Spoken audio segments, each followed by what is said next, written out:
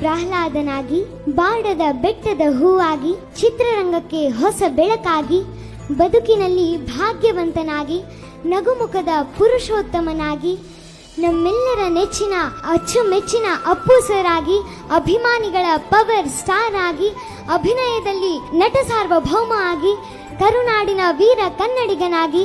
ಬೊಂಬೆ ಹೇಳುವ ರಾಜಕುಮಾರನಾಗಿ, ಯುವಕರ ಯುವ ರತ್ನನಾಗಿ, ದೊರೆಯು ದೊಡ್ಮನೆ ಹುಡುಗನಾಗಿ, ಸರಳತೆ ಮೆರೆದ ಅರಸು ಆಗಿ, ತಾಯಿಯ ಪ್ರೀತಿ ಗೆದ್ದಂತ ಅಂಜನಿ ಪುತ್ರನಾಗಿ, ಜನಪ್ರಿಯ ಜಾಕಿಯಾಗಿ, ಹಾಗೆ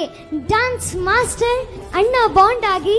ಹಾಗೆ ಗಂಧದ ಗುಡಿಯ ಕುಡಿಯಾಗಿ, ನಮ್ಮೆಲ್ಲರ ಪ್ರೀತಿಯ ಪರಮಾತ್ಮನಾಗಿ, ಕನ್ನಡಿಗರ ಮನಗೆದ್ದಂತ ನೆಚ್ಚಿನ ಅಪ್ಪು ಸರ್ ಅವರಿಗೆ 50 ವರ್ಷದ ಹುಟ್ಟುಹಬ್ಬದ ಹಾರ್ದಿಕ ಶುಭಾಶಯಗಳು. We love you Appu sir.